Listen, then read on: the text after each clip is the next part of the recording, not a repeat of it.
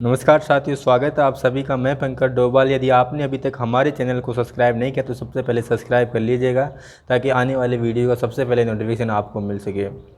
इस वीडियो में हम देखेंगे कि दैनिक पाठ योजना किस प्रकार से बनाएं। अगर आपको दैनिक पाठ योजना या फिर माइक्रो टीचिंग की PDF चाहिए तो आप हमारे टेलीग्राम चैनल से जुड़ सकते हैं।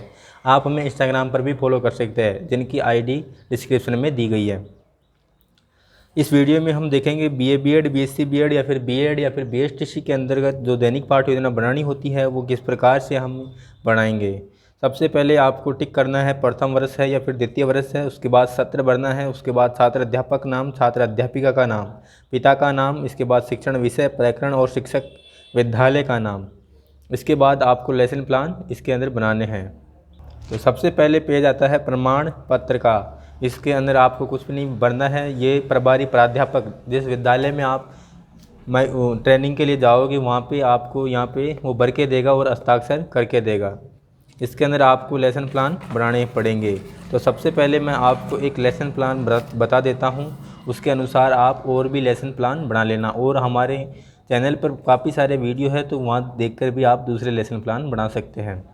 सबसे पहले दैनिक पाठ योजना, विद्यालय का नाम, दिनांक, कक्षा, कालांश, विषय, प्रकरण, समयावधि। इसके बाद उद्देश्य, अपेक्षित व्यवहारगत परिवर्तन।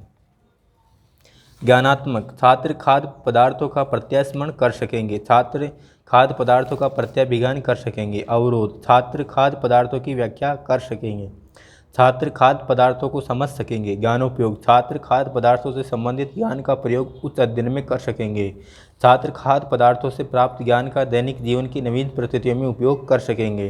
कौशल, छात्र खाद्य पदार्थों की जानकारी प्राप्त कर सकेंगे, छात्र खाद्य पदार्थों को चित्र द्वारा प्रदर्शित कर सकेंगे। अभिरुचि, छात्र खाद्य पदार्थों के विषय में जानने में रुचि ले सकेंगे, छात्र खाद्य पदार्थों के विचार विमर्श करने में रुचि ले सकेंगे। अभिवृत्ति, छात्र खाद्य पदार्थ से संबंधित ज्ञान को अन्य विद्यार्थियों के साथ साझा कर सकेंगे।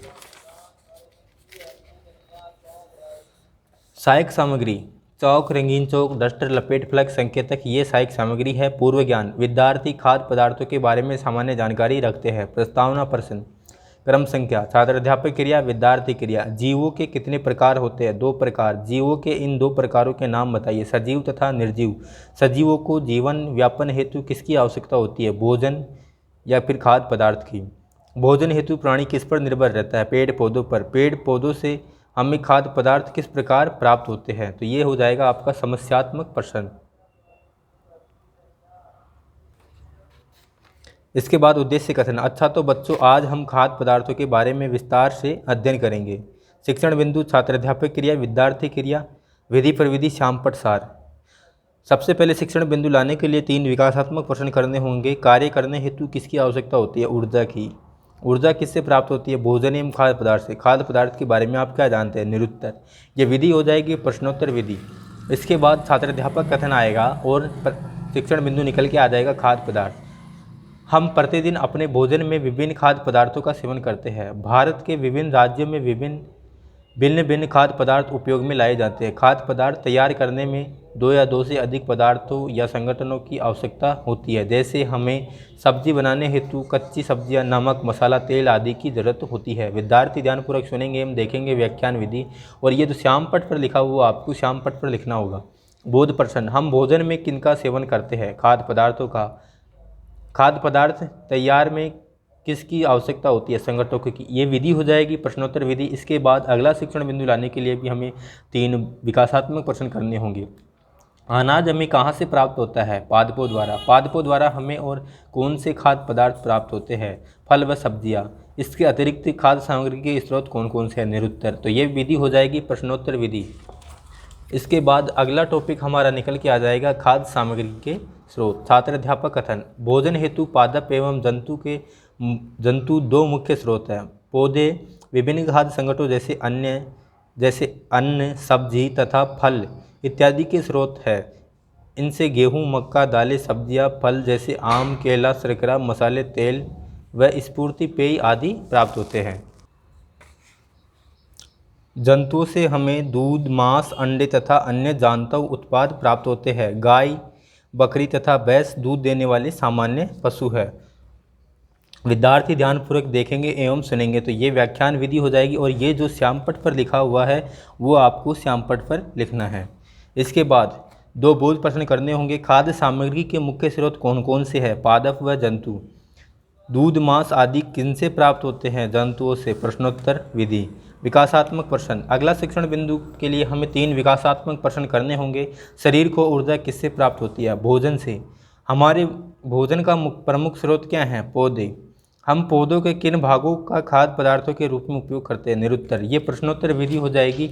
इसके बाद हमारा तीसरा शिक्षण बिंदु निकल के आ गया, पौधों के भाग।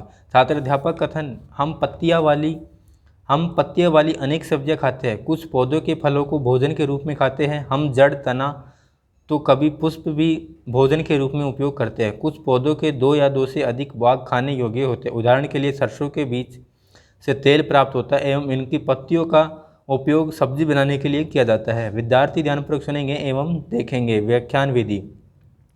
2 बोध प्रश्न करने होंगे। हम पौधों के किन भागों को भोजन के रूप में खाते हैं? जड़, तना, पत्ती, फल आदि। सरसों के बीज से क्या प्राप्त होता है? तेल।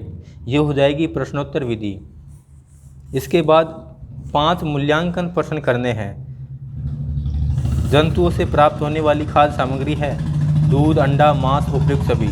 दूसरा है भोजन तैयार करने में 2 पदार्थों की आवश्यकता होती है, संगठक या फिर अवयवों की। कुछ पौधों के 2 या 2 से अधिक भाग खाने योग्य होते हैं, सत्य है या असत्य है। पादपों द्वारा हमें क्या प्राप्त होता है?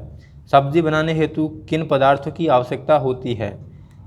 इसके बाद आपको एक प्रश्न गृह कार्य देना है। हम भोजन के रूप में पौधों के किन भागों का उपयोग करते हैं? सचित्र समझाएं। तो इस तरह से एक डेली लेसन प्लान, दैनिक पाठ योजना कंप्लीट हो जाती है।